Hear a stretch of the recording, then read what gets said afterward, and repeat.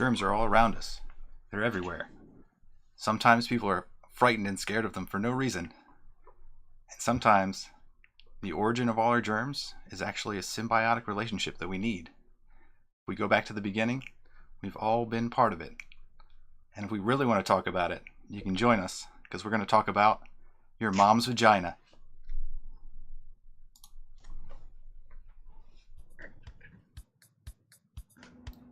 So I'm Dan.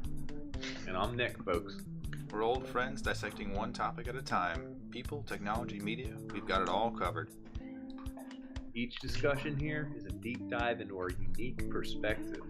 The taboo, forbidden subjects, they're all on the chopping block, baby. We don't pander to popular opinion. We might even get a little bit dirty. Warning, this podcast may contain mature language and sexual content, and is for infotainment purposes only. So join us. Have a good time. Open up your ear holes, because we're going to fondle your follicles.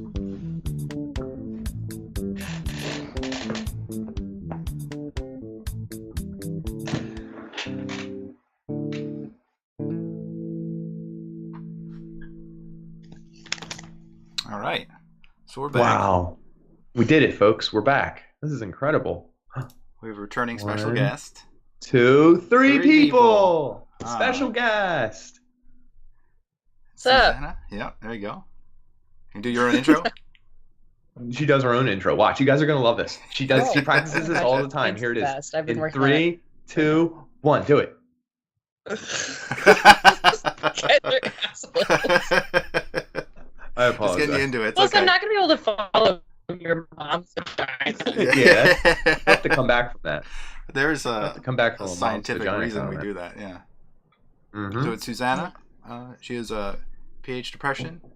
She's also a PhD student that's almost there, almost complete in microbiology. Get there, folks. She's gonna get there. We're rooting for Yeah. Just to clear up the mom's vagina thing. her. Just to make it clear, it was scientific. Because when you're first born, there are babies that are born via C-section. They don't get to go through the vagina. And other ones that go through the vagina, they pick up bacteria that helps digest milk. So it's part of the symbiotic relationship that people have with bacteria that helps babies digest milk. Wow. I didn't know it was milk digestion related, but I do know that we get some vaginal microbes. So shout out vag microbes. Yeah, so there's really no reason to be a germaphobe because everyone's a germaphobe when they first start. And everyone's covered in germs all the time, at all times, right? Mm-hmm. We're just screaming in a germ world. Yeah. Well, could you guys give me the definition of germaphobe? I think you have it on your sheet there. That's why you're flailing it around. No, my favorite thing to do is wiki it, and I didn't happen to wiki germaphobe. I thought maybe someone else here did. Oh, what was it? Misophobia? It's the fear of the contamination of the germs. So it's not the germs themselves, it's the getting sick from them? Is that always the Ideological fear? Yeah, I mean, I looked up the same thing. I did the Wikipedia thing. And What was it? yeah, it's more of the idea. It's not so much the fear of bacteria. It's more of like the fear of the ones that make you sick. Because like you said, you're covered in it. Everything's covered in it, but not everything is going to make you sick. So you're afraid of the ones that are going to just like the pathogens. They're going to get you good. Well, Where are the pathogens? Are they everywhere? on toilet seats around the world? Yeah. I mean, the thing to keep in mind is that bacteria, like anything else, they're like polar bears don't do very well in the Sahara. And so some bacteria do really well in certain conditions, whereas they wouldn't in others. And so the ones that are going to make you sick are the ones that are going to be living really well at your body temperature. So you don't really need to be worried about the kind of bacteria that are actively living in, the hot springs. But something that's going to be a little cooler, closer to warm, like human temperature, like a hot tub, that's going to be disgusting stuff. 98 degrees, moist, some nastiness going on, like in old people, dead skin. Yeah, no. Going with kitchen sinks. Do you know that? A lot of E. coli in your kitchen sink. It hangs out in there. Yeah. Temperature, it's nice. It's got moist, got a lot of stuff to eat that you throw down there. Yeah, you always add stuff. What? Well, that's what they tell you to like not wash your chicken before you eat it. And one, because it doesn't actually clean anything off the chicken. But two, you're just going to be like splashing chicken juice. Chicken juice as far as the eye can see. Mm-hmm. I actually did record this for you guys. The germiest stuff in your house. Oh. As per, I think it's by CFUs. What is it? Colony forming units of bacteria. So it's not just regular bacteria individuals. It's colony formers, as in big old groups. Is that? Am I? You're kind of right. So Okay. Basically, what it means is that if you took, let's say you knew there was 100 bacteria in a little bit of liquid. If you took that liquid and plated it all out, you probably wouldn't get 100 individual colonies. You'd have a couple that would be stuck together. Maybe a few of the bacteria would die. And so what scientists do is instead of saying, oh, there's this many bacteria, they say there's this many colony forming units. So it could come from one bacteria. It could come from a couple, but it's just kind of semantics or, you know. Okay. Well, the highest CFUs in your house, colony forming units, folks. Do you know who number one is? In the entire house. Your phone? Does that count as part of your house? Phone isn't as high. Really? Phone is higher than your toilet, interestingly enough. Is it like your shoes or something? No, it's actually this guy right here. Oh yeah. Sponges are your gross. Sponge. Anyone who uses sponge a sponge has like everyone uses a sponge. Yeah, what are you talking about? If you leave it there for like a day, it's dirtier than anything you. Yeah. So hold on, I got some stuff on the sponge. Okay. 86% of sponges they tested in these studies have either mold or yeast growing in them. 77% of them have coliform. Is that some kind of harmful bacteria, maybe? Of those, 18% had the nasty poop one. Yeah, thank you. And they say every 2 weeks you should get a new sponge, folks. I know, this isn't a gimmick. We're not trying to sell sponges on Panders. We sell sponges. We sell all different things. Check our website at the end. Buy a new sponge every 2 weeks. But on top of that... a Sponge of the Month club. Sponge-worthy. So I also read that every day, while it's still damp, you should microwave your sponge for 2 minutes. 2 minutes? Like, excuse me? That's a long time. This is what I read on a website. Now, to prove that I'm not a germaphobe... Is that real sponge? Have you used that on your dishes or not? Look, that's water. It's still wet from tonight. From water?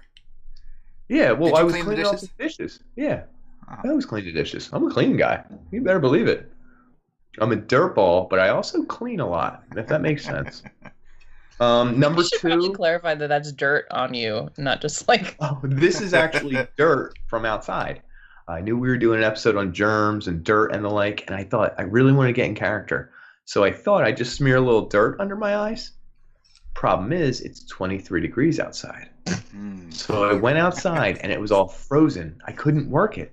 So I broke off chunks of ground, and I just started rubbing them on me. And it hurt.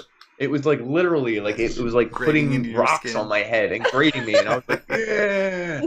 And I was like, I'm going to show them. And at that point, I had committed pretty far. So I grabbed some leaves, I threw them in there, and then some more dirt, frozen dirt. And it hurt, but I feel like I've accomplished a lot. I feel good. It's good. I'm not afraid of dirt. Definitely not afraid of dirt or germs. Not afraid of dirt. I don't know how people who are afraid of dirt have kids. Like, Kids are the dirtiest things alive. Yeah. Gross. They'll like sneeze into your mouth. And then they'll eat their fists and rub it on your face and then vomit right afterwards. It's fantastic. My kid would get sick in a store where we didn't have tissues or napkins and just sneeze and a line of snot would be coming. And I'd be like, well, gotta get that. And I'd reach over to his face, grab his snot, and just wipe it on my pants or my shirt, at the time. And it wasn't until I did it. My girlfriend was like, what are you doing? That's so disgusting. And I was like, do you want me to rub it on his clothes? Like, what do we do? No one has a tissue. We're walking in CVS. We could buy tissues, but you can't open them until you pay for them. Like, do you know? At least that's the way I figured. I was thinking it anyway. I like the idea of wiping on him. Like, yeah, like that's rude. I mean, I feel like that would be real mean. He wouldn't care. You're absolutely right. These are yours anyway, pal. it at home. In his hair, he wouldn't care. Yeah, would he? Or the Oh, you have a guest as well? Is there a fourth guest here? Can we introduce someone? Yeah, he's like, oh, speaking of disgusting. oh. I heard a rumor Yeah. that dogs' mouths automatically clean themselves, but it takes a while. So is she gonna? Oh, there it goes. That's Oh boy. what Nah, we make out all the time. bacteria in dogs' mouths. You see that? There's some cool stuff where like you and your dog share some of the microbiome. They can see differences in people who do and don't have dogs. I heard this. Is that why? What? I'd heard this. Is that why? I thought it was just strictly smell related because they can smell you, but maybe the microbes are the ones that smell a certain way. I didn't think of that. Maybe.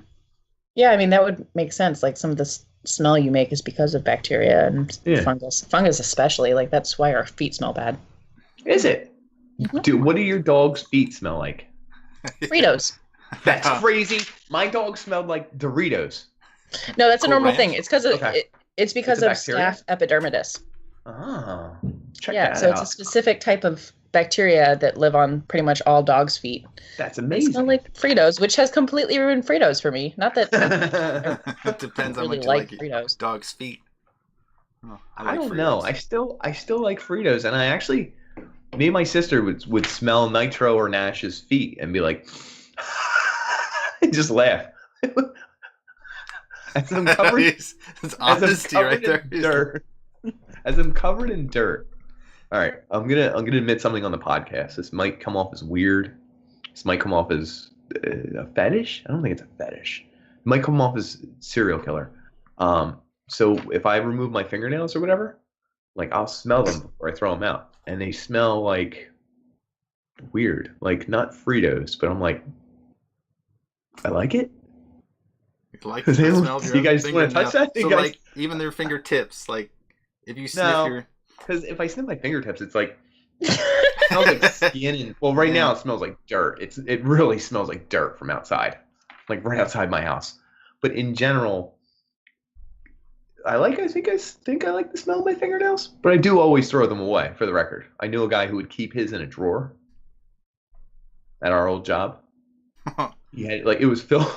That's gross. Yeah, I don't know if he He's likes trying the to gross smell us too. out. No, I'm telling you guys. Anyway, no one wants to touch us with a pole. Let's move on. That's fine.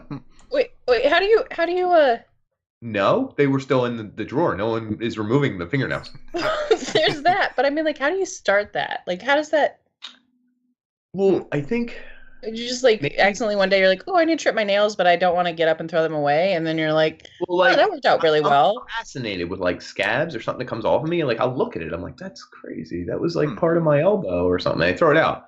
So I'd be looking at a fingernail and be like, whoa, that's wild. Yeah, And but like I don't know if you how I started fixed it. saving them, like that's the No, that's I think where you cross the line. There are people who put them in jars and stuff, aren't they? yeah. There's a lot of grossness out there. Like those people do anything. I have no idea. Yeah, I don't know. I'm just of the opinion that everyone has their own version of gross. Mm-hmm. And I think we all think it's about the same level of gross, but if you actually lined it up against each other, you'd be like, wow, that is fucking disgusting. You'd be like, this person's out of their goddamn mind. Plus, like, the older you get, the more you're like, oh, what I thought was gross, like, 8 years ago, that's just a normal everyday thing. Right. I found a whole new level of gross. Oh, yeah. Right, you're right. I wonder if do you think people got more gross with the internet? Like, do you Yeah, think that the because- shit that happens on the internet happened 50 years ago? Like, I'm gonna go fetishes, like people who It's- have fetishes. no, they can go well, as deep as they want to go. a little bit, but what she brings up a really interesting point that I think of this all the time. Because you have access to everyone else's fetishes and weird stuff, does that make you copy theirs and kind of like we all have a set amount now that like either do 1, 2, 3, 4, 5, or have we opened a door where these fetishes are okay? I'm gonna get into even fucking weirder ones, and that's a really good question. Well, Because- I find stuff where I'm like, I would have never thought of that. Like, Thought of even trying to squish balloons with your private parts, like against Yeah. a clown or there against was a one that I saw. Well, we're gonna get real graphic here, but there was one that I saw with two girls, and like, one spit the cum down her like shoe, and the other girl ate it, and I was like, why did we do that? Like, Out of the shoe? Often, Yeah, it was like a on the strappy edge? sandal, like a high Oh. heeled sandal. Oh, I get And it it was now. like a little shoe luge. I, Who thought of that? Was it somebody in the room? Did she ad lib that? But Some guys- I that's would have that's never acting in at my its life best. thought of that scenario. That's like the police Do you sketch think- artist in the back, just like he's diagramming these scenes. It's like it's what he does at night. Do you think that makes the scene hotter? And then if it doesn't appeal to someone, they're just like, I'll ignore that. That's fine. Yeah, Like, I so mean, that it you definitely. don't lose hotness. You know what I mean? Yeah, Like it's a that's true. win-win situation. Well, and like that's it's at like the end, I'm just too. gonna ignore it. Right. I'm just gonna ignore this scene right here. I'm fine with everything else. But someone's like, whoa, yeah. I gotta Google that. I mean, it stuck with me. I'm not into it, which Right, it that's did. nice, but That's, I mean, you could. There's a lot of worse things in porn. It's like whenever they focus on the guy, so you just gotta have like for men they have to black that out. Whenever, yeah. I have heard that from dudes. They're like, I hate when I'm watching something and for some reason it just shows a dude. He's like talking, it freaks him out. He's gonna be there. I mean, they need two to party. You don't need two Yeah. male individuals. We've done an entire episode on pornography and what's big right now. The ladies are taking back porn. It's like woman on woman is gonna be like #1 in like 8 years, which is fine with me. I'm fine with it. Yeah, I really. think everyone's fine with it. I think everyone's fine with that. Well, for two reasons, and it actually comes back full circle to this episode. One, women are more beautiful in general, right? Yeah, We agree. that's true. And No, two, it's really- they're cleaner. Men are actually scientifically dirtier. Did you know that? Really? I did not. Yeah, I read an More. article just right before the Physically, right? episode started. Physically, right. I think it started with a survey on showers. Oh, how often we Men shower? shower less than women. What do you guys, roughly? I'm Once like every week or two? 1.5 a day. What? You're depends over on- one a day? Yeah, I am. You're not. You do under one. No. I'm like 5 a week. You skip a couple days. Which days do you skip? I mean, if I'm working real hard and I didn't do a run or a workout, like I'm like, it's nighttime already. I have work tomorrow. I want to wear my tie. I'll just shower in the morning, and that's my next day shower. What do Yeah, you I at? found out real fast that I pretty much only shower. Like if it just the couple times I've been stuck in my house, I'm just like, nah, don't need it. Don't need to shower. I'll shower if I work out, but then Yeah.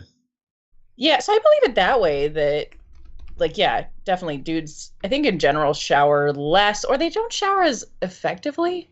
I think a lot of times I've been around guys when they shower and I'm like, okay, but you missed half of your body. Like you just like washed your hair Or they and just like the the hair soap. and then the chest and then they're done. Like that Yeah, kind of it a just, deal. like, I've rinses seen that off. before. No, I'm OCD about the shower. I have actually a routine. It's always like I brush my teeth in the shower, then I have to shampoo, then I have to start up to down because I feel like you don't want to work your privates and then cover your face. Come on. You're not like scrub a dub dub and then scrub a dub dub. You know what I mean? Yeah. So I always end up with my feet last and then like after that, no, I do face wash before that. Come on, let's not get ridiculous. So bath versus shower? Do you always take a shower? I haven't had a bath in like 9 years, dude. So you got. Same. I think bats are disgusting. You're sitting in your own filth. Oh, what are you There's gonna do? There's a stat Did that you said, Google- yeah, baths are like 100 times dirtier than trash, like your trash can. That makes sense. Well, I think about the shit that I'm like, I would never like want to rub my feet against the rest of my body. I mean, I would if I could. That'd be fucking weird. But like, Physically porn just scene. doing distorted, weird moves. That would be awesome. yeah, like I'd be down for that. But But No. not for the other part. right. actually, hot tubs are my hard limit. Like, I will not go into a hot tub. They're You so won't even disgusting. Do a hot tub? Huh? You won't even do a hot tub? Have you ever been in one? Yeah. I used to enjoy hot tubs, and actually, nothing's bad has happened to me. People ask me this all the time. Like, I met somebody last week, and they were like, "Oh, I wasn't sure if I should shake your hand because you're a microbiologist." Look, we're getting right back to it. Yeah.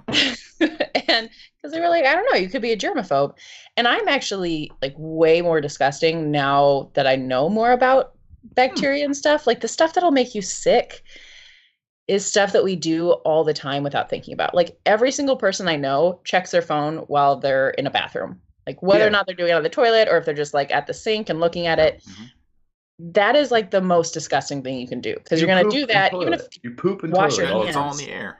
It's everywhere. yeah, exactly. You've been touching stuff.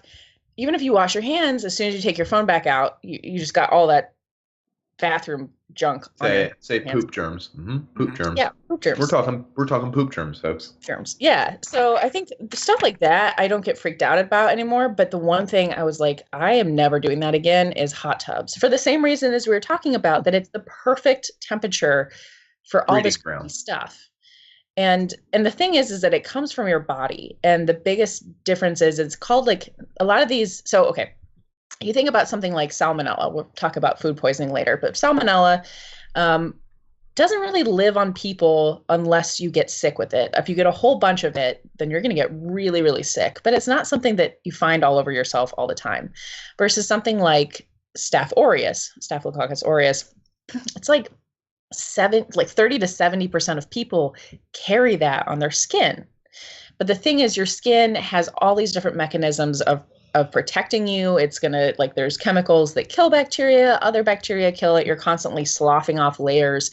And the point is that if you are healthy, if you are not immunocompromised, your body is going to be able to keep those in check. It's sort of like they get groomed, cutting the grass outside. But as soon as you get those bacteria into something that there aren't those natural protection mechanisms, if you're not sterilizing everything, they will grow to a point where your body would, if it's reintroduced to that, it's so many bacteria. So a lot of really disgusting bacteria and fungus love hot tubs. And to have enough bleach in there to actually kill the bacteria, no one would go in that. It would be super bleachy and you'd come out and all of your skin would be burning. So yeah, I've got some gross things and I will not touch hot tubs. So then the balance of germs on your body, if it becomes out of whack, is that dysbiosis then? Ooh, what's this word mean? I didn't see this word, guys. Come on, fill me in. I'm just a schlob. I'm just a guy covered in dirt who needs to know some new words. Yeah, it's the unbalancing of germs, so they start to grow more readily. If you don't have a counter to a certain germ, then it's going to proliferate and then take over your body and maybe cause some bad things. Which is this like a once a week thing, like a in your life thing? What is this, a condition? No. Sorry. Well, a good example is when you take antibiotics or something. And basically you wipe out some.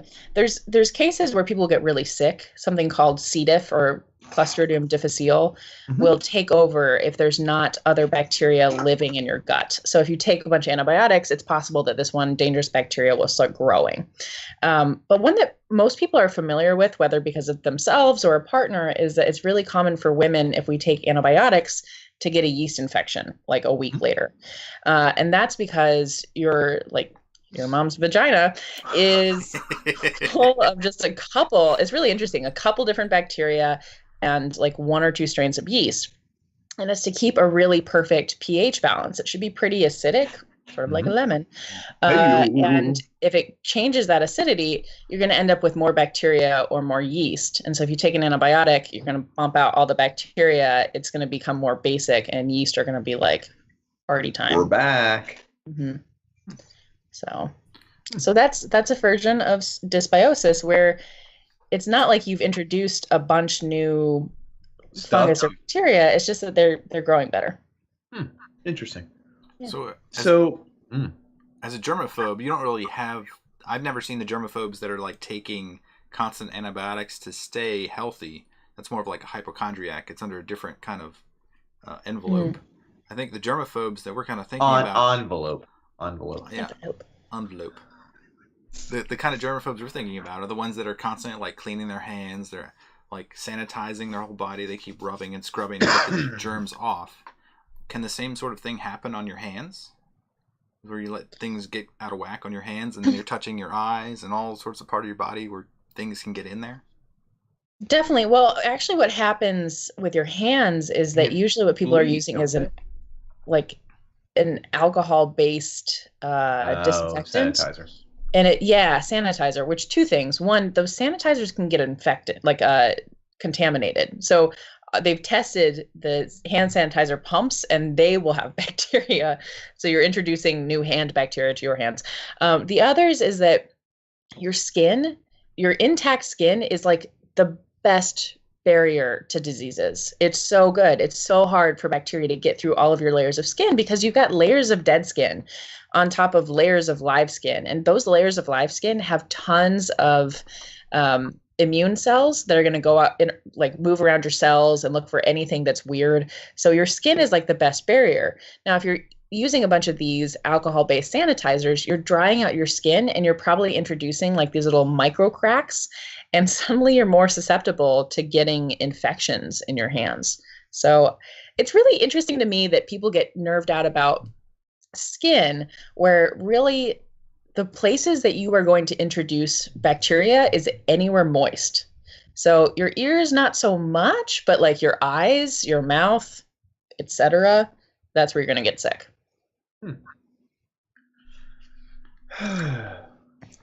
Sorry, I had a list of germaphobe like actions and reactions and stuff they do every day. And I thought we'd kind of discuss that a little bit, because it's interesting that they don't actually necessarily prevent germs, like you were just saying. They use sanitizer every day. Doesn't necessarily work.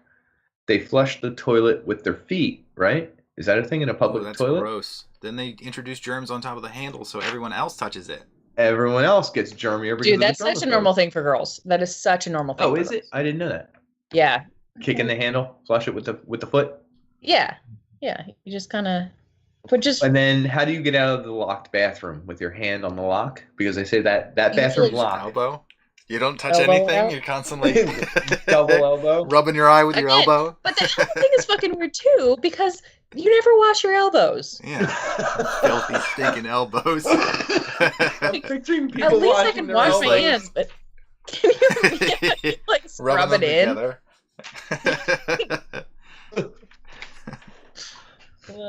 Wash another one. Paper towel with the to touch a door handle. Like it's like weird, because you're going to touch the sink faucet and the fixture to turn on the water to get your soap going, right? You know, there's yeah. Well, that one's a big one. The lever for the soap is super gross.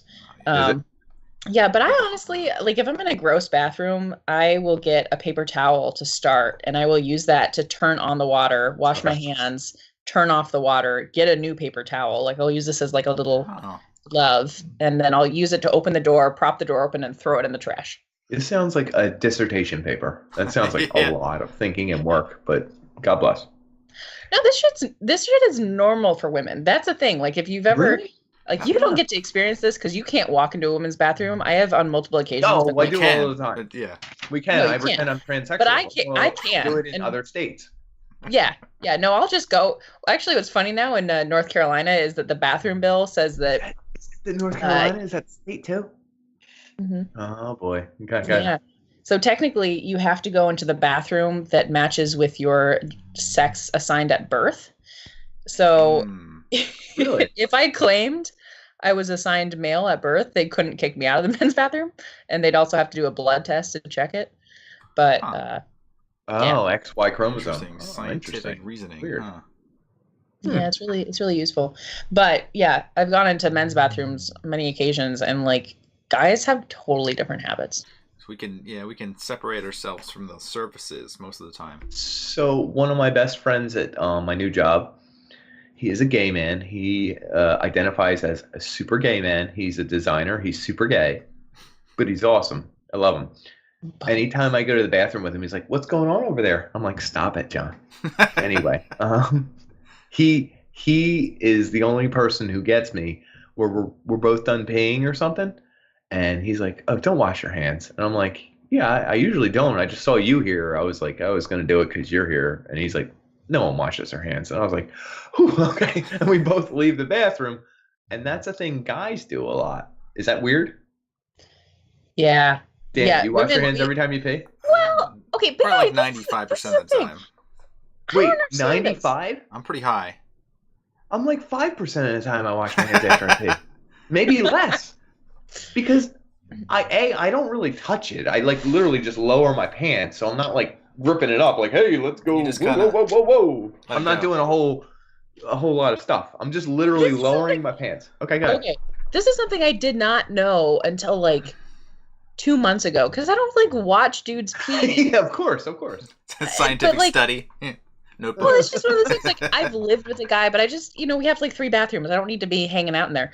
But it was it was like a month ago, and I was at this guy's house, and like you could just see from the bedroom to the bathroom, and he did that, and I was like, what the fuck? You don't have to do anything? Like, I always had this idea that guys had to actually like take off their pants a little bit. No, No, not not at really. all. You can literally just lower the lip to where you want your You don't even wiener touch to your wiener. angle. Like your pants angle the wiener. I'm That's sorry when to you get get too skilled graphic for the enough. podcast. Yeah, so like if I'm like, hey, just lower it a little bit. There you go. I lowered my pants. Boom, go. And guess what? That's Yeah, insane to me. That's insane. Yeah, I I did apologize. know there's a difference between men and women peeing. Like, have you guys ever heard of this? That you guys have a pee shiver? Like, shiver? Yeah, I shiver when I pee a lot. A lot. This is A not a lot. women A thing. shake? This is a Like a dude little specific thing. Yeah, you know when you like Oh, first start to pee and you're like, yeah. whoa. Yeah. Girls don't have that. Re- Like, we have the I thing. don't It's even like know it's what- I been don't like even know what to say about that. That's weird because I thought that was just universal. no. This is something I learned it on BuzzFeed a while Okay. back, but it's like my favorite random fact. So women, like if we've not peed for a long time, it'll feel really good. But we don't have that thing where every single time we pee, we're like, whew. Just like a little. It's a What the spine idea- tingling shiver. That's what you're talking Yeah. about? Yeah. A little, yeah. We don't have any shiver. So Huh.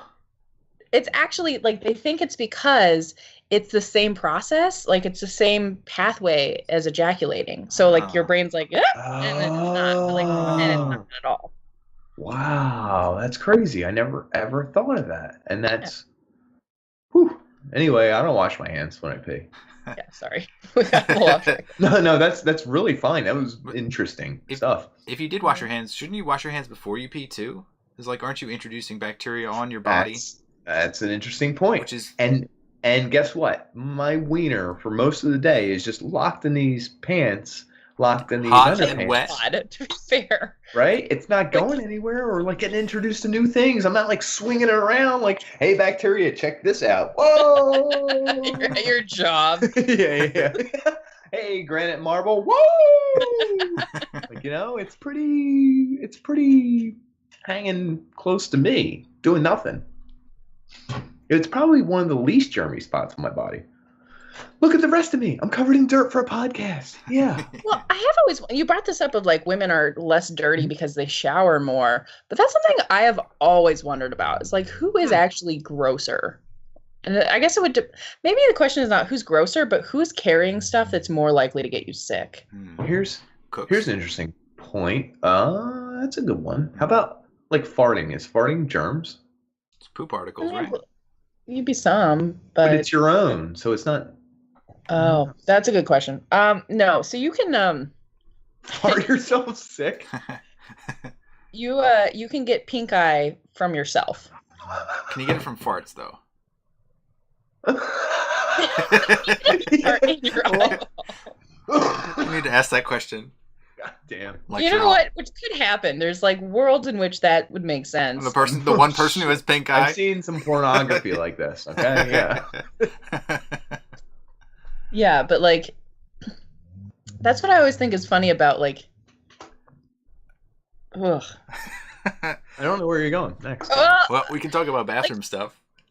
So That's well, we've also been talking about porn a lot, and that's oftentimes the one part that goes through my brain of like, ugh, they're gonna get an infection. Like That's a good point. that's it kind of ruins some things where I'm like, oh, that's What about a germaphobe with like day-to-day stuff? Like we just talked about bathroom stuff, walking in the door, the handle. What about like I'll talk about the handle real quick.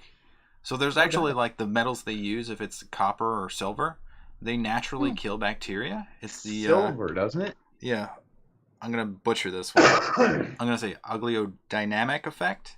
So where after 2 hours they actually tested the different numbers of bacteria and they reduced after that time frame. They also use certain coatings in medical facilities where they introduce copper so that it continually kills bacteria to make it sanitary. yeah. Wait, so copper? Copper and silver. Oh, both. Okay, I'm sorry. I knew silver. I didn't know that about copper. That's interesting. There are other metals that do it. too. Well, is this because they can't grow on it? Because I want to talk about something else dirty that bacteria can grow on. So usually 24 to 48 hours is like what bacteria can grow on certain things like plastics and stuff. And it depends on the bacteria. I'm not generalizing all of them. I'm just saying a lot of them. 24 to 48 Not hours. all bacteria. They keep Right. Not all men, not all bacteria. I understand. What's interesting is this guy right here. Woo! Ooh, money. One of our other Big money. dirtiest things there, huh? Oh, don't put that in your mouth. I just did. Money is dirty as hell, right? Do you know why? Did a little research on dirty money, and it took me to a lot of mobster stuff, but then I finally figured it out. It's 75% cotton, 25% linen. Interesting. All these little natural pockets it has and things of that nature, it becomes a great germ carrier, not a germ transmitter. Check that out. You often don't get sick from money because the same process that keeps it alive, a flu virus can stay alive for 17 days on money. Outside of the money, no. The reason it's good at transferring the stuff is it has all these pockets and stuff. 92% of bills they found have staphylococcus. Snuffleupagus. It's okay. Snuffleupagus. They're great at holding the germs and keeping them homey and giving them a home. But when we exchange bills, we don't often transmit these germs because they still stay in the bill. So money is dirty as hell, but it doesn't make you sick. The curious thing you said is that paper money is not made of paper, which is true. Isn't that wild? Did you? I googled it to double check it. You are 100% accurate. You get me wrong. God damn, I'm good. God damn it. That can't be true. Literally, paper money is not made out of paper. That's why you can put it through a washing machine, folks. That's why it can get wet. Come on. Good moves.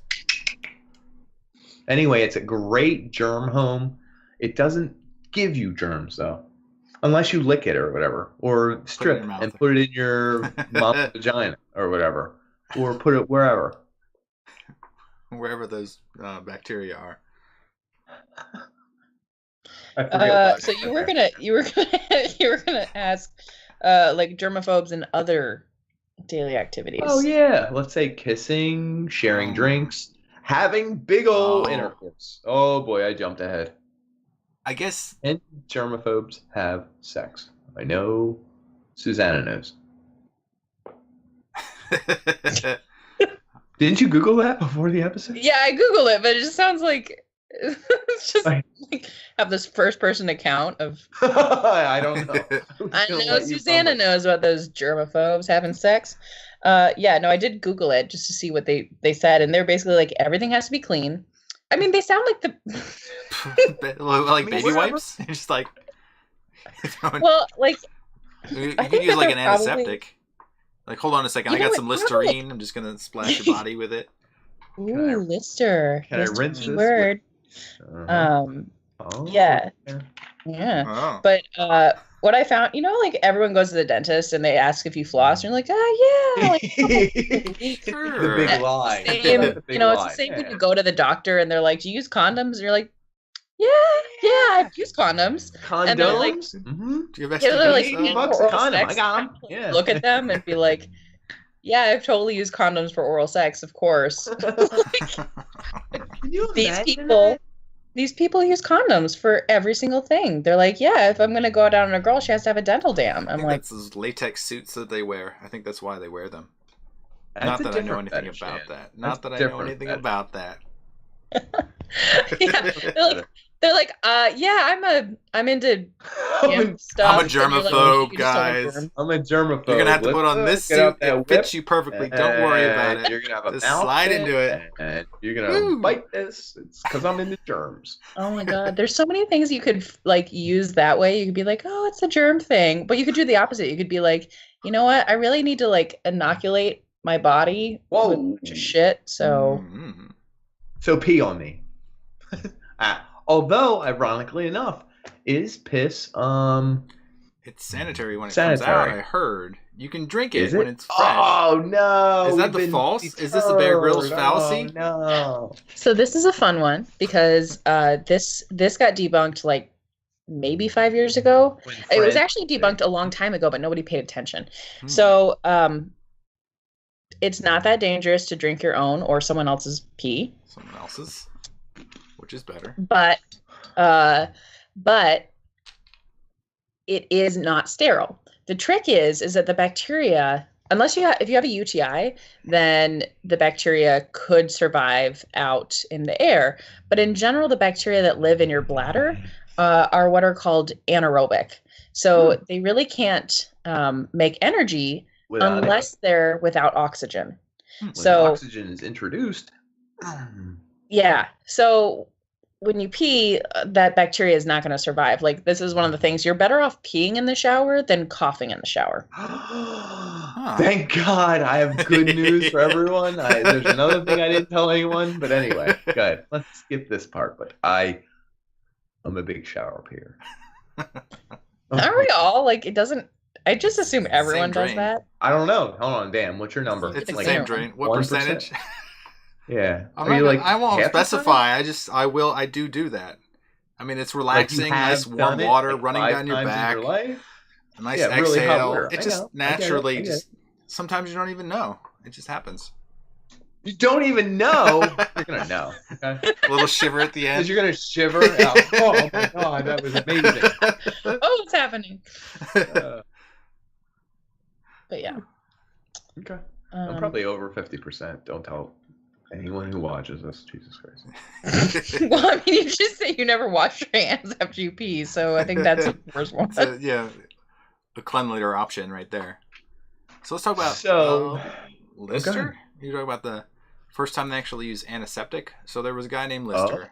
I don't know his full name. Maybe Joseph Lister. Joseph Lister. My God, I was gonna say John, but you were way better. It's Joseph. I got this. So he was the first one to use an antiseptic during surgery to clean off wounds to make sure that nothing bad grew there. And that is there's an homage in Listerine towards Lister because he did that. Is that why Listerine does that? It's an alcohol-based thing, so yeah. Cool. I didn't know that. That's awesome. Shout out Listerine. Originally, I just saw this because I wanted to brush up on it, but originally they sold Listerine as both a floor cleaner and a cure for gonorrhea. How do you? Awesome. What's the? Never mind. How do you apply the gonorrhea cure? Is that what you're wondering? I just think it's funny. Like, the doctor's like, "You're fucking disgusting. Go clean your floor and your vagina." Here you go. Here's your sign. Here's your sponge. What's his name? Jeff Fisher. Here's your sponge. Yeah. One, then the other. So what did Joe Lister do? Joey L. That's why I knew him as. I'm sorry. That's pretty much it. Unless he's got something else. Oh, we're going to the next area here. Well, I was going to go to like medical necessity of like cleaning germs. Thank you. Okay, cool. Yeah, they try to sterilize via a few processes. So there's like for an operating said it right. For an operating room, they have like positive flow, so air is constantly moving out, so they don't have outside germs moving in.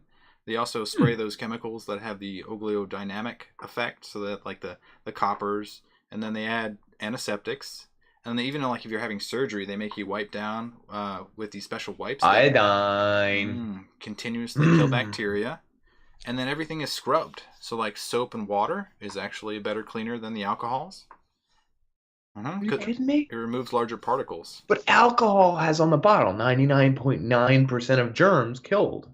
That's on the bottle. It's on the bottle. Are you telling me? It's true. But think about, so here's the thing though, is like, okay, so soil, a gram of soil, so like this much soil can have up to 10 to the 10th bacteria. That's like 100 bacteria. Yeah, that's at least 100 bacteria. But if you kill 99.9% of that, you're still going to have, what, like 10 to the 7th bacteria? Oh my God. Really? But no, that's actually really true with the soap and water. You're better off scrubbing vigorously with water than you would be to just wipe your hands with the sanitizer. It's actually more of the scrubbing that takes off most of the surface germs. The soap will help to kind of emulsify the oils. Yeah. Ooh, surfactant. You guys are dropping words like you guys Scientology right here. I'm telling you, you guys are the best Scientologists I've ever seen. Scientology, Tom Cruise, Kate Winslet. Actually, so Dan, I mean, with your job now, do you have to worry about cleanliness, and because apparently Nick doesn't, but I shower daily. Yes. No. You shower 1.5 daily. Let's not So get with this cow is gonna- milking. Yeah. So my job right now is to program things that involve cows getting milked. One of the things is a disinfectant that gets sprayed. So you're actually right. There's like a pre and post disinfectant. And my segue out of this conversation is that it's going to be a part of that disinfectant in the milk is going to get in the milk. And then also, if you're drinking milk, there are parts per million of random stuff in your milk. Point. So You as don't you're want that drinking there, something, baby. if you're a germaphobe, you would probably be weary of biological stuff. Sidebar, because my dog is dead. Oh, he was snoring like a something. bastard. Elbow, That bastard. dirty elbows. Yeah, no, it's true though. So even when you pasteurize, that's why your milk goes bad, even if it's sealed. Mm-hmm. Ooh, pasteurize. Ba-ding. Keyword. Louis Pasteur. So what is That's it? my boy. You got to get it to like 150 degrees Fahrenheit to kill off. I those don't know. You bacteria? know the number. Let's go. So there's two ways to pasteurize. Actually, there's like a bajillion, but there's two ways that are normally done. There's one that's like more low and slow. I forget what the actual I think it might be like 135, but for like 10 minutes. I'm not exactly sure on exact numbers, but the other one is high speed, high pressure that is like 150 for like 2 minutes. And I think that the high speed, high pressure is a little, or high speed, high temperature is a little bit more effective, but it can also, I guess the other way. yeah, it can also like denature some of the proteins. People think it maybe changes the flavor of the milk. You can also do like filtering of milk, but you're going to lose some stuff. That's why there's some milk where there's like in some fancy plastic bottle that's like ultra filtered, and it stays really good in your fridge for like a month. Really? But, I didn't know that. Yeah, Susanna is on point with that. I'm not numbers. I'm not a milk guy, so that's not my thing. Did she just all of a sudden be like lounging She on had her to have a couch? beer. She's passed oh, out. sorry. No, my No, I don't care. Just I passed out. literally the camera switched right when that happened. and I She's was about like, to sleep for 22 hours. straight Okay. chilling. that's essentially no. I had to plug my computer back in. Yeah, so the 250 is actually the sterilization. So if you're going to use like an autoclave or something that will like pressurize and sterilize, the temperature you want to get to is 250. Interesting. I didn't know this. Mm-hmm. Have you ever heard of like the biosafety level? So like the CDC has like very dangerous bacteria, viruses, whatnot, in these like contained medical facilities. So they call them BSL number 4. So they keep it so that it's locked down, secured with all this kind of like all the things I mentioned before. If you were like in an operating room, plus there's like physical barriers. So they wear like a giant suit, gloves. They constantly have oxygen pumped into their suits, so they don't have to deal with direct contact with bacteria that are. Makes sense. I'm just. Well, and BSL-4 is like the really bad shit. BSL-4 is like Ebola. There's few agents that actually are BSL-4, and there's very few places actually that deal with BSL-4 stuff. So there's this new facility right in the middle of Boston, and everyone lost their mind that they put it there. Right in the middle of the city. But there's also places in like Georgia Galveston. and Texas, which is why when the Ebola outbreak happened, there were only so many places you could take the patients. But like UNC has a BSL-3 area where they work with Yersinia pestis, which causes the plague. And they have to get all suited up. They have to use like a gas mask and make sure that, you know, if anything touches them, they have to be. They have to scrub, checked.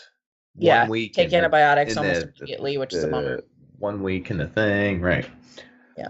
So I work with BSL-1 and sometimes BSL-2. So BSL-1 is like the baseline E. coli. So E. coli lives everywhere.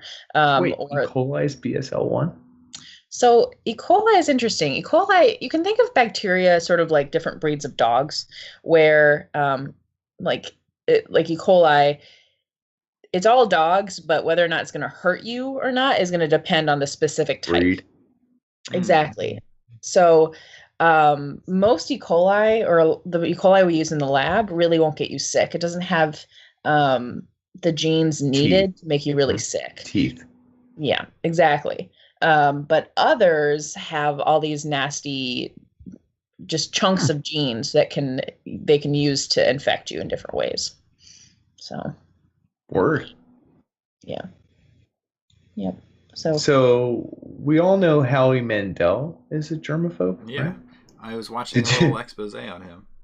Did you watch the 2020 or whatever the hell he it was? was afraid of the floor. Yeah. He couldn't touch the floor. He was afraid of...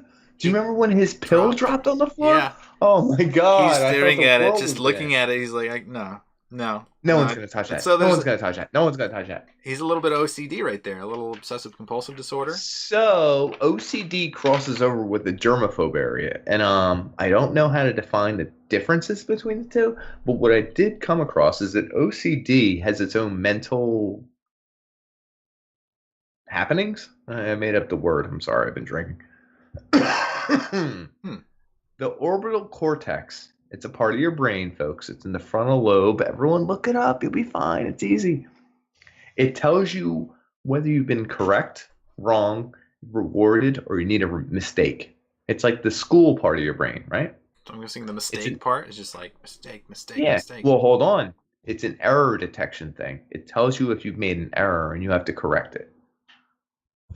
This part goes off in people with OCD, whether it's cleaning their hands, cleaning the counter, cleaning this, locking their doors. It comes up a lot. So I have a quick story on this one. Hold on. Jesus Christ, dude. You let me finish here? Finish I mean, if it's your podcast, you can call it Unpander Dan podcast, but that would be Undanderers. Which sounds better than Undenickderer, so I'll give him credit. I mean, I'll really give him credit. The cingulate gyrus comes up, and when you have a problem with your orbital cortex and it says, no, when it says, hey, we did something wrong, hey, something's wrong, hey, we did a false thing, we did an error, it alerts the cingulate gyrus, which makes you anxious. It makes you feel like, something's wrong. Something's weird. I didn't do something right. I didn't finish something. Something's wrong. I have to finish this. I have to get this off my skin. Yeah. It makes you anxious. It keeps going until your mistake is corrected, which is usually cleaning your hands for the 50th time. The third process is called it happens in the caudate nucleus. That's your brain's area where it says it's very inner stem. It says, hey, all's clear. My man finished all the jobs he needed to do. Our mistake has been corrected. We're good. Let's move forward to a different project. Let's move forward and do something else. So it's like a 1, 2, 3 step that happens with people at OCD, especially cleaning. Go ahead. What do you got here? You're bouncing. My cousin dated someone who was OCD, and she, at nighttime, had this routine where she would turn off all the lights, turn them back on 10 times. She would lock all the doors 10 times, and she would like walk into bed, double check everything, and then she'd lay down, and my cousin would say, "Are you sure that you did?" And then she would have to reset. God damn it! Why would you want her to do that? That's annoying to you. But that's a test to make sure that they're really OCD. Like if they're really OCD, they will do it again. Well, that's a great test. That's wonderful. But OCD becomes not a thing where you have to flip a switch. It's a thing where your brain is saying, you know that feeling where you're like been corrected or you're wrong and you want to fix something? It's that. It's not I have to do it or I'll die. But your brain equates it to I have to do it or I want to die. Like there's a weird thing where your brain keeps making reasons to do something because it wants to feel complete and move to the next stage. Yeah. It's like blue balls for your brain. Oh my God, I'm going to come. Oh my God, I didn't come. I need to come. We need to finish this. We need to get resolution. It's a weird pressure that builds. So it's not like they actually maybe care about the germs so much. as we discussed at the very opening, it's not like they're like, oh my God, I'm worried about the 0.1% of germs that could make me sick. They're worried about their brain giving them peace of mind because there's something they didn't do. And this something they didn't do could affect them, affect their health, affect someone they love's health, affect their well-being, affect all these things, and they need to do it. It's like a dread, an anxiety. Mhm. And that's what I find the OCD version is.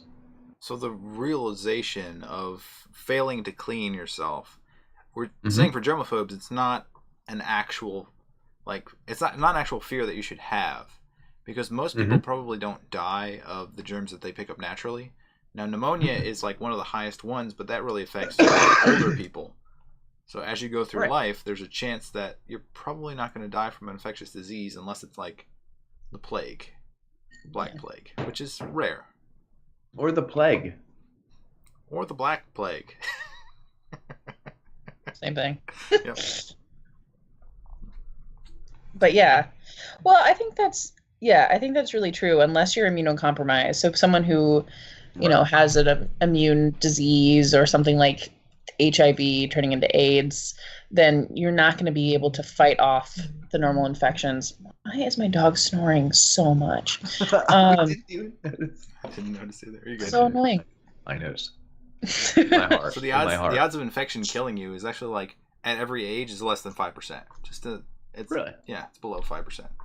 Oh yeah, I think it's interesting though. Is like we as humans have some innate, I don't know, drive to protect ourselves against some things and not against others. Like people are way more afraid of a shark attack versus getting in a car accident, which doesn't make any sense. Right.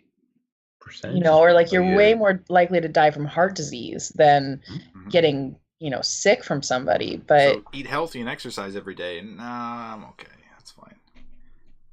Yeah. Dan, have you been going to the tanning salon? It's the amount of alcohol that I've drunken. I think it's cleansing my body of the bacteria. Yeah, I think so. I have so wanted to do this though. I've so wanted to figure out, like, it would be super unethical, but figure out like the microbiome of people who, if you're like drunk people versus sober people. Yeah, or like you go for a month sober, test your microbiome, and then go on like a weekend bender and just. Because I used to think that in college, where I was like, wow, I probably sterilized my entire insides. Like, we're clean now. Not actually, that would be impossible, but. Right. So do you guys want to move towards the final sector of our episode? We're actually going to talk about mom's vagina, because that's kind of weird. Oh, go for that, because that's a little bit ties into the finality. The lactobacteria? Ooh, you got some names. Let's go, man. Oh, what kind of bacteria you got? My mom's vagina. That's exactly what I said in the beginning, is that when you exit through your mom's vagina, when you're born, you pick up all these bacteria, and the bacteria become part of you. So there's we got some vagina babies here. We got vagina babies here. Vagina baby, vagina baby, vagina baby, vagina baby. I suppose I was. I think I was. Are we all vagina babies? I think we are. Yay, vagina babies. Woo. So literally, I remember it like it was yesterday. My mom's vagina just like left to my right. Boom, I'm coming out. Hey-o. Conehead. Here we go. Coneheads. I did not expect the Coneheads reference tonight. Thank you. Thank you. But you pick up all these bacteria because it's kind of a weird biological thing that like these bacteria are held on the exit point, and you're supposed to pick them up, just like it's like a goodbye bacteria sends you off. How do you do? How do you do? Yeah. How do you do? They said that when babies were born via C-section, they could pick up random bacteria via like just airflow and like dead skin cells in other people, and they're not quite the right bacteria. So by exiting through the right tunnel, you pick up the right stuff. My son's C-section, he gets sick a lot. Coincidence? Maybe. Maybe not. I'm not here to say he's problematic because he's C-section, because she had a placenta that was low or whatever. They didn't want to mess with that. So interesting. They were talking about introducing. Oh, well, did you see, so there's some recent stuff where they're trying to ameliorate any issues of C-sections. Did you look into that? No. So the only thing I read was that they want to reintroduce those bacteria to the baby, so they will like take a sample and put it on the baby to make sure that they pick up those bacteria. It's Yeah. almost the same as this new science where they want to, like, instead of alcohol where it like completely destroys most bacteria, they want to flush it with a good set of bacteria, so you're introducing the ones that present like a normal balance. Yeah. Yeah, so they'll basically like do like the Simba thing. Where you're like, with vagina bacteria? That's awesome. yeah, no, they'll get little like cotton pads and like wipe the baby with vagina juice. And as the father, we're gonna wipe the baby with vagina juices right now, and then you're just like, wait, what? Is this a normal step? Oh, totally normal. And you're like, well, this is getting weird. Can I watch? Can I videotape it? I'm down with this. So what we're getting into is the last thing, which I think we're going to spend the rest of the episode on and then finish here. Farm effect. Do you know what that is? Okay. Did we talk about is this the hygiene hypothesis? Yeah, yes it is. You're exactly right there. Farm effect is where people who are raised on a farm have less allergens, less problems, less because they're raised out in dirt, natural soil, natural this, natural that. They don't eliminate as many bacteria. They don't use as much sanitizer. They're dirtier, essentially. But for being dirtier, they end up living better, healthier, immune lives. And I think that's where we're going to end up, because allergies? Maybe. What's the ultimate ruling on that? So they're saying like the westernized scientific. I'm just going to summarize what you just said, essentially. So the westernized countries... Please give me numbers. Give me numbers. I don't know if I have numbers. I don't think this is a scientific thing, because it's like almost like studying a biosphere. It's like you take little swaths of things. Mm-hmm. We do have an expert, so she's probably going to weigh in just a second. She's going to jump in with her boots on, her army boots. She's going to have army weapons, and we are against weapons, but we're going to let her talk. So like... The Western families, they have a smaller family size. They're usually isolated. They're usually given like antibiotics. They're not in the soil. And then they're also like sanitized. They're washing their hands and cleaning themselves. I don't know if that's a good thing to do, because the people that are being introduced to all the bacteria are building up a defense against them. So yeah, no, that's right. And just in terms of numbers, the tricky thing is,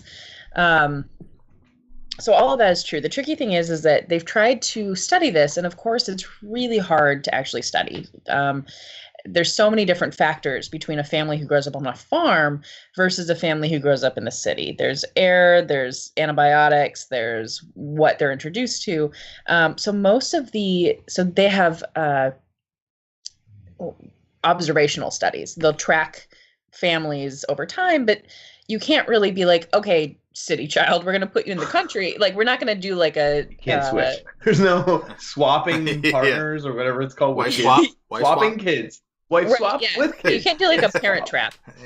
But what they have done is they've done a bunch of animal studies, where what they've done is they take mice, and they're called notobiotic mice, but basically it means that they've... Back to mice. Notobiotic, okay. Notobiotics, just with a G. Because... Yeah. So what they do is they take mice and they clean them off as much as possible. They give them antibiotics, they sterilize them, and they keep them clean. And then these mice have babies, and they keep them super clean, and they test that they don't have any bacteria, anything on them. And then these mice, what they can do is they can take, and they can either, like, as infants, give them a little bit of bacteria or not. And then as adults, they'll give them a pathogen. They'll give them some sort of bad bacteria. And what they find is that the mice that have been pre-inoculated, the ones who had exposure to the bacteria early on in their life, are much more likely to clear the disease and not get sick.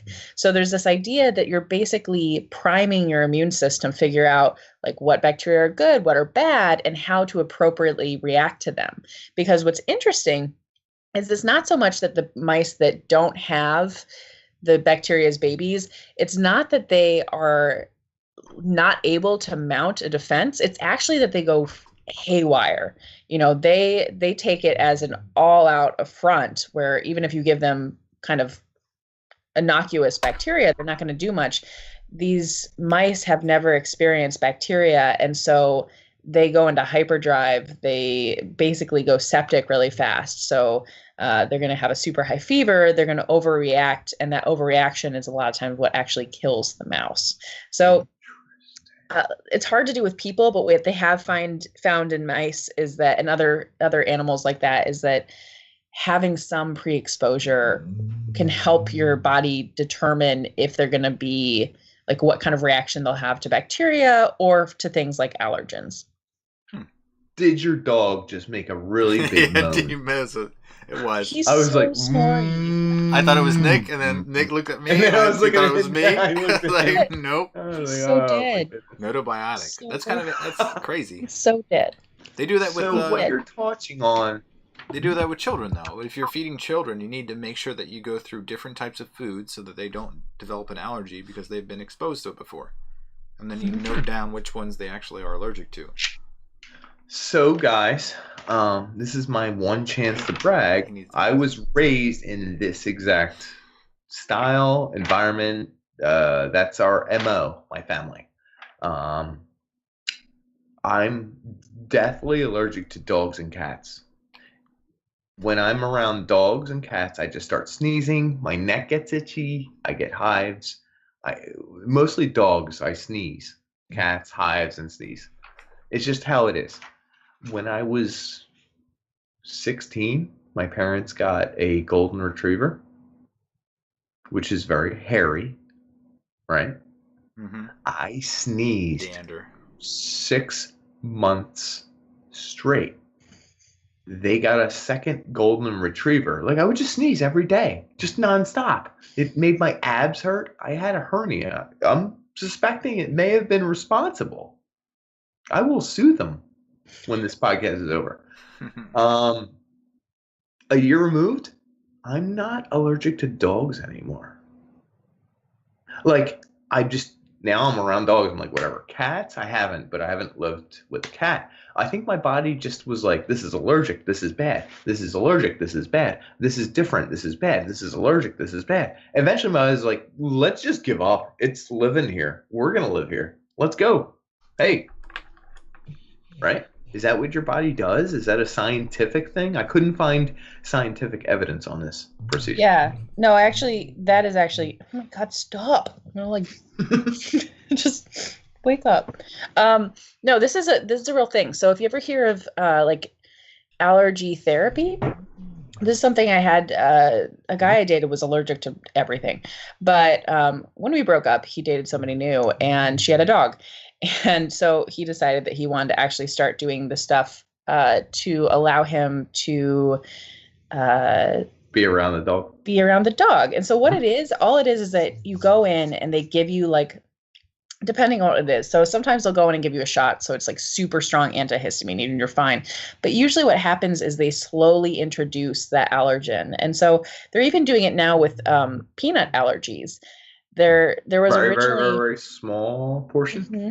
Yeah. And actually this would have, this technology or this therapy would have come out a long time ago. Because it was thought up like 10 years ago, and they started to do this trial, and there were really promising results. And then a couple of the nurses screwed up the dosage and killed a couple kids, where they basically, yeah. Well, that was the thing. They like basically didn't move the decimal point the right way, which is real awful. But it was finally enough time that they got approval to do the stuff again, do it with more of adults, like be even more careful, and they're showing really promising results that just like building it up over time. The trick is you have to continually be exposed, because what can happen is if you haven't been exposed for a while, your body kind of jumps back to that original time. So it makes sense actually that having a dog for that long, eventually your body was like, actually we're fine. We're not going to fight it. Tired of this shit. Yeah, let's just convert to non-allergic. Your body is like, let's give up. So what I want to move into as our finality, which is related to what we're just talking about, is that being dirty sometimes is good for us. Exposing ourselves to germs is a good thing. Being germy, being dirty, being exposed to germs, being friggin' dirt balls is actually good. I think Nick has to pee, is what I'm thinking. No, I don't yet. But talking about it, you're messing with me. I want to bring up two things maybe three. I gotta pee. I don't yet, but I will see. There's a mechanism by which the alcohol kills germs. I don't know if I saw eyebrows go up. So like the percentage of alcohol matters. If you hit it with like 100% alcohol, like the germ reacts as if it's like a foreign thing. I think it protects itself. And then like a normal mixture is like 60 or 70% alcohol because the germ doesn't know how to react to that. And then it actually like dissolves the outside layer of a germ. Is that accurate? I think it makes sense. I mean, the point is that most bacteria are covered by like a semi-permeable lipid layer. Yeah, bilipid layer. So it's going to be hydrophobic. Yeah, so it's going to be hydrophilic on the outsides and hydrophobic in the middle, which is why stuff doesn't permeate through. But if you have some sort of mix, you can probably get through both layers. So you're going to be able to open up that hydrophilic part and the hydrophobic part. Shove it in there. Folks, we getting our homos on, we getting our hydros on, we getting our philics on. Like, I'm all in right now. Anyway, I'm sorry. Go ahead. Keep going, guys. So one of the I feel like if we just took your audio from this podcast, it would be perfect. It would be terrible. It would get us arrested. Anyway. So like there's a mechanism by which penicillin actually kills bacteria, and I had never known this until I watched a video of penicillin killing bacteria, and I thought it was hilarious because like the penicillin makes it so the bacteria like can't like pump things out, or it like pumps things in too readily, and it just pops. That makes sense. That's accurate, right? Oh, it overfills it. Kind Probably of. overfills it. That's cool. So penicillin, the easiest way to describe it is like it looks like part of the cell wall. And so it will bind to you can think of it as like when you're building walls, you have the stud posts, right? So it basically goes and binds to the stud post as if it was a piece of wall, the siding or something like that. And so then the siding can't stick onto it, and you have these big holes in the wall. And eventually the pressure inside and outside are too different and just pop. So that's what happens is it's constantly rebuilding, and you just like I didn't catch that. That's wild. That's cool. But it's pretty hilarious because it'll be like cell, and then it just explodes. So everyone should go and look at what happens when a penicillin is introduced to a germ. It's great. Interesting. And then my second thing. Oh Jesus! Before we get to me, yes. What's your second thing, please? So the dirtiest individual known to man. Oh jeez, is it me from 10 minutes ago? 10 minutes ago. Is that like the lizard thingy? No, his name is he's an Indian guy named M.O. Haji. Is he doing the no shower thing? He's hydrophilic. He can't even touch water. So he literally is like he's paralyzed when he gets anywhere near water, and he can't touch it. So his body paralyzed or fear. Okay. It's a fear that paralyzes him. So he gets nowhere near water. He doesn't wash his hands. He doesn't clean himself in any way. He looks like he's a human gargoyle. Sorry, I just realized you meant hydrophobic, like a fear, like a phobia of. I thought you meant. I was going with hydrophilic. Physically hydrophobic. Like, and I was he will dissolve in water. You're like he can't get anywhere near water. I was like, yeah, he's just like Moses and like park things. Yeah, but the dude looks like a gargoyle. It's just ridiculous. Like he's the filthiest person on the planet because he hasn't bathed in like 60 years. I like him. I feel bad for him. But he's like a Xanax. He could be. Chill out, dude. Let me see. I think that's almost everything I wanted to cover. Thank you. So lastly. God damn it, stop that. It's annoying after a second. Still awake. Nope, still asleep. The farm effect, okay? This relates to biome depletion theory, where we're depleting so many biomes that we, by sanitizing, cleaning, over-cleaning, over-sanitizing, over-cleaning, over-sanitizing, sanitizing, cleaning, and over-cleaning, and over-sanitizing, You we're glitched? ruining... No, I did that on purpose. I was stalling for time. So We're ruining stuff that our body needs. Humans are thousands of years old, hundreds of thousands of years old, maybe in the millions of years old. We have symbiotic relationships with the world around us. Maybe we have relationships with these biomes. Maybe it's like, hey, it's a partnership. We let you in. You can defeat some stuff in our bodies. You can make us healthier in one way. All while I let you in. Now we're killing them. So we're not letting them into our bodies, and we're breaking the pact. It's going to do weird stuff to our bodies. We're going to make ourselves weaker in one sense, right? We can't defeat certain things. We don't have the biomes that can properly respond to different invaders. We're putting ourselves at odds. Another cool thing about the harvest or the farm effect is something called the harvest high. Do you know people who do a lot of their own gardening for their own tomatoes, their own lettuce, their own everything? You literally get something called a harvest high if you harvest your own food and like gather it and cut it off the branches and grow it. Dirt in your It's fingernails. Dirt in your fingernails is a real thing.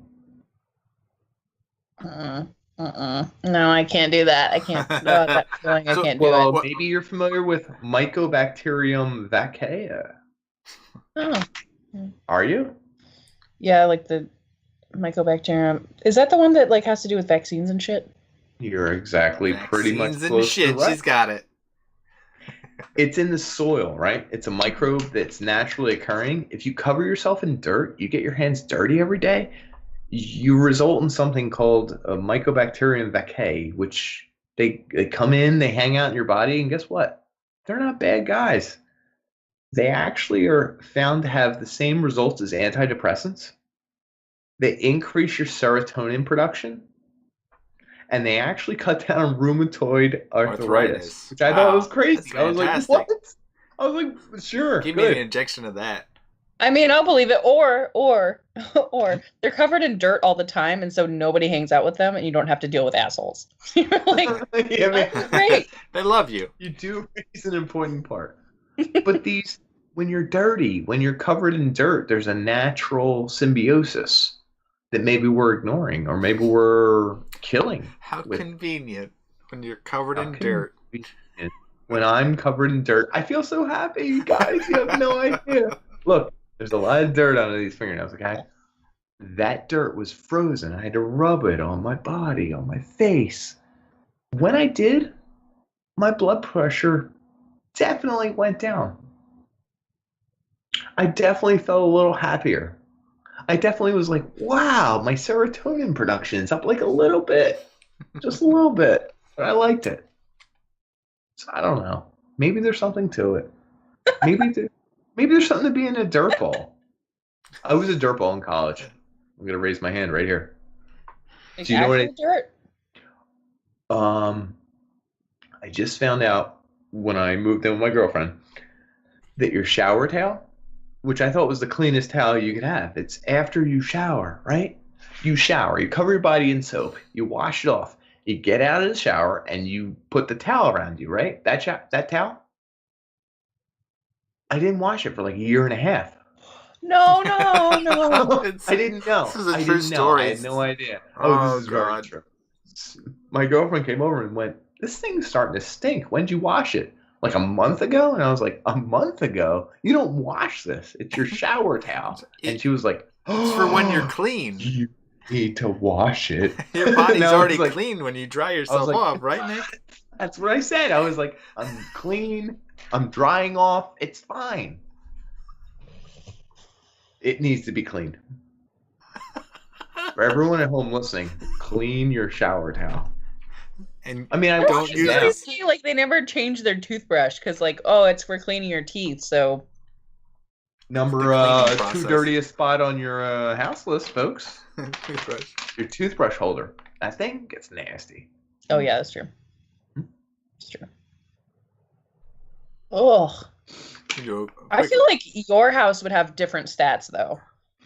Every other house. Like compared to your shower towel, you should just like sponge yourself off afterwards. So we touched on Do a food test. poisoning. Did you know me and Tom, my roommate, Wait, 4 years? Can we send samples of your house to her to test, and then we can tell my what part of your house is God. the dirtiest? And then The guy wasn't shirt a right there. landlord professionally. He just bought one house and decided to rent it to college kids. The people that lived there before us had decorative wooden figurines on their like stairs. sconces. Oh my God, they were so beautiful. They had decorative stuff on their walls. They had ideas, they had dreams, they had goals. When he rented to us the next year, one night someone just peed on a wall.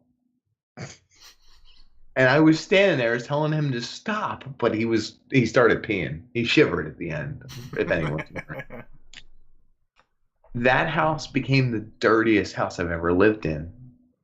Dishes would sit there for 3 weeks.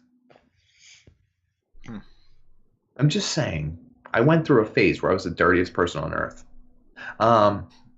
Me and Tom had a lot to drink.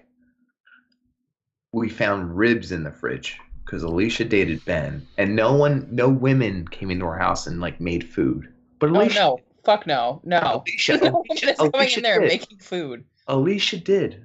She's a friend of mine from grade school who dated a friend of mine from college. God bless her. She would make food. We grabbed the ribs out of that fridge. They were coated in barbecue sauce. I ate them. They were delicious. Oh no. Oh, no. We ate the whole thing. We ate like 6 ribs each. We were drunk. Me and Tom. God bless us. Who cares? Please, they were cooked. They were cooked. Next morning, Alicia said, "Where are the ribs? Did you guys cook them and eat them?" And I said, "I didn't cook them. I thought they were cooked." And she said, "No, you assholes. They were raw." And me and Tom ate raw pork ribs. And pork apparently is the worst one to eat raw. But anyway, it really taught us a lot about life, and we never got sick. And let's move on to food poisoning, guys.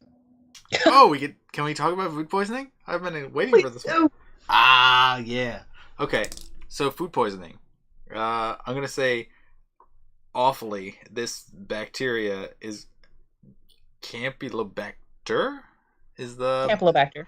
yes. Jejuni. Well, yeah, Jejuni is like 20-something%. No, that's the same thing.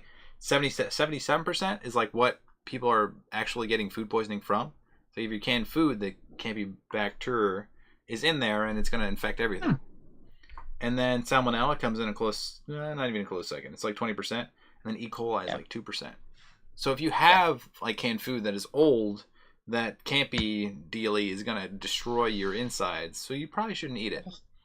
You're gonna shit for days. It's amazing. And Great way to lose weight. yeah, the question to you is that, so if you actually boil that and kill all the bacteria, like, is that a way to unpoison food, or is there no way to recover the food that was once there? Well, so that's a really good question. I'm not sure the mechanism of action for Campylobacter for killing things. So there's a few different ways that bacteria can make you sick. For instance, listeria is going to be, it actually has to get into your cells and like zip around. Ooh, it's zip. so cool. Zing Listeria is around. so cool. But it like will get Zippy. into the cells and pop them. Like they get in and they just boop, into other Overinflate cells. them. And so Right, that's right. part of what makes you sick. They also make a bunch of chemicals and stuff, listeriolysin and stuff, that will act as toxins. But certain things like Clostridium botulinum, you know it because it makes botulism. And, or also... Oh, yeah, honey. I get it in honey every day, and then I defeat it. Whatever. Yeah. So, yeah, that's spores. So you'll be okay. But, like, active, so that's something that can contaminate canned goods as well. But that's actually a toxin. So if that's already created, you're not going to be able to kill it with heat. So if you have something where you like E. coli, a lot of times E. coli, it's not going to be making that much toxin. So you might be able to just kill it with the heat, eat it. A lot of times stuff like meat, like salmonella, you could just kill it. It's going to taste gross if it's like if it's clearly contaminated.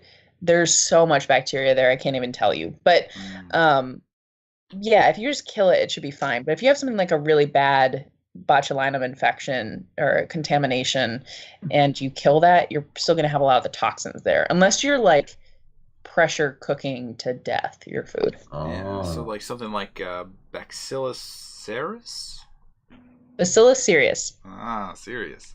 That's a favorite. I get to play with that in my lab. Cool. Oh, is that a BAC1 or whatever, the BCL1 or whatever? BSL.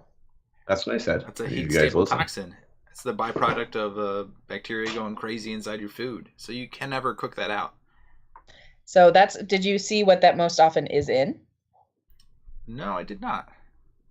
So if you've ever, Bacillus cereus is usually the reason why people, if they get food poisoning from like Indian or Chinese food, and a lot of people go like, oh, I got food poisoning from them. I got their food and I ate it over a couple days, and suddenly on the last day it made me really sick. So Bacillus cereus is in a lot of rice, and it's no big deal because usually it's in like the spore form. It's going to be fine. You're going to eat it. It's fine. The problem is if you cook it and then you have it at room temperature, it's going to grow really, really well. So if you ever have like rice, don't leave it at room. I just realized that I have a bunch of rice downstairs at room temperature. Oh, she forgot. God damn it. I'm going to have to make more rice. I'll probably just eat it anyway. So, but that's the thing. That's why a lot of times people, if they get food poisoning, will get it from these certain restaurants, because either they'll take it home and they'll leave it on the counter, but really a lot of times lower grade restaurants will make a bunch of rice in the morning, and by the end of the day it's just been sitting at room temperature. It's going to cause that cereus to really grow very well. Interesting. Yeah. All So right. be serious about your food safety. Bacillus cereus. I think that covers everything. If you want to do a recap, he needs to pee or something. I don't know what he's doing. Don't take your shirt. Recap. Stop doing the shirt off thing. Oh, Jesus. Another shirt on. Thank God. I've seen his chest far too much.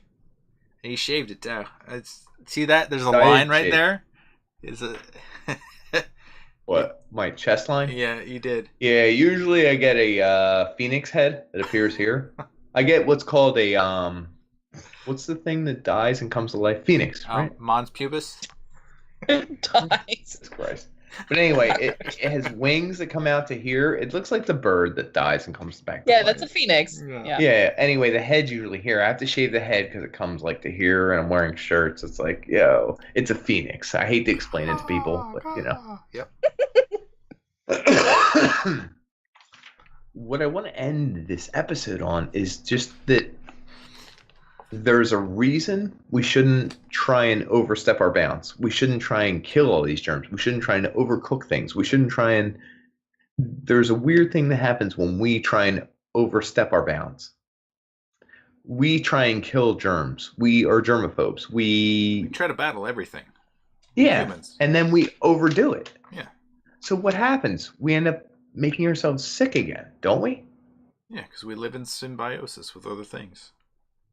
So how does that happen? Is that because of thousands of years of evolution and life and living? And so is it better to just let life happen? Be dirty? Kind of get your hands dirty? Do whatever?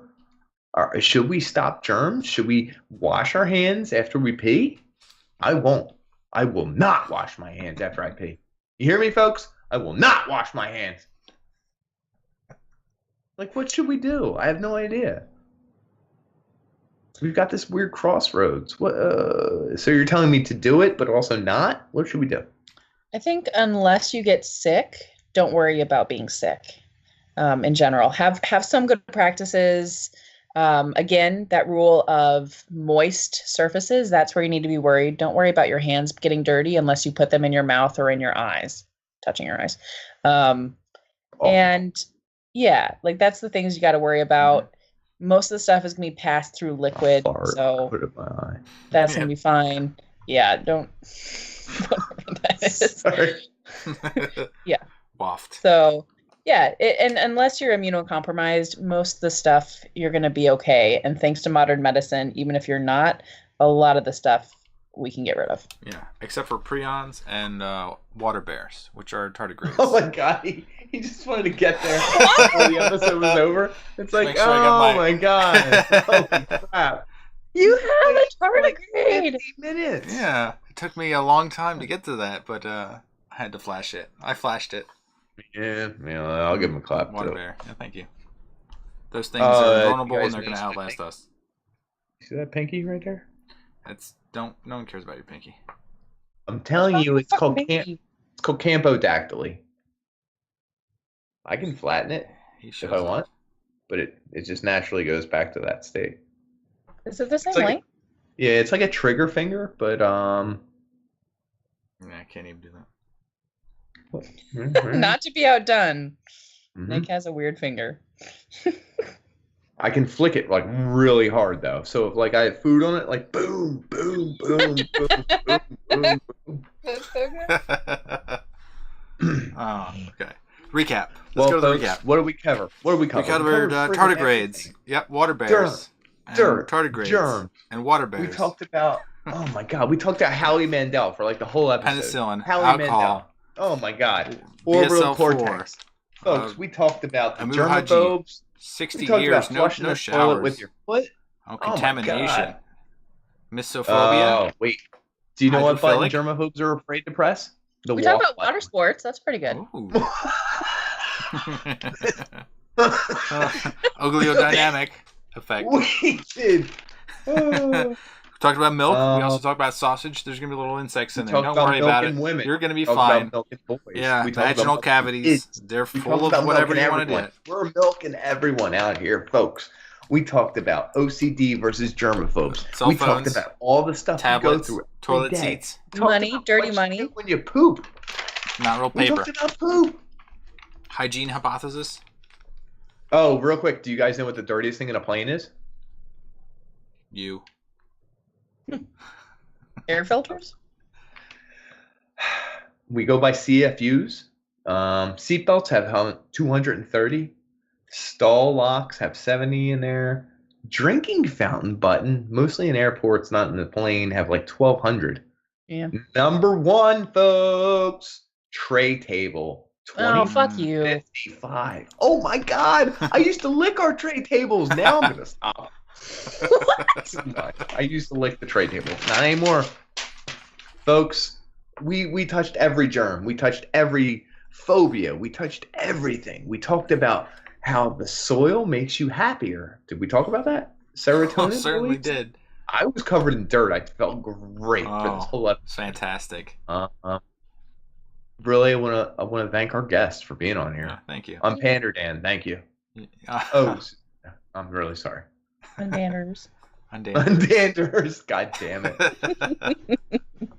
So thank you guys for tuning in. You can hit our Patreon. You can donate millions of dollars. You can do a butt chin thing on Pander Dan. Susanna Any butt chin likers out there? Susanna runs like Instagram. She's got a Twitter. Susanna L Harris. Yeah, check it out. It's probably somewhere on the page. You can look at it. You can find it. It's You'll find me down here. Look for all of Nick's us. left. To Nick's left. That's my Susanna's left too. And Susanna's left. There you go. It's on there. All I'm saying is find this stuff and just throw money at it. Like millions of dollars. If you're a billionaire, throw a couple mil. Who cares? See Where's what that happens. dollar you had earlier?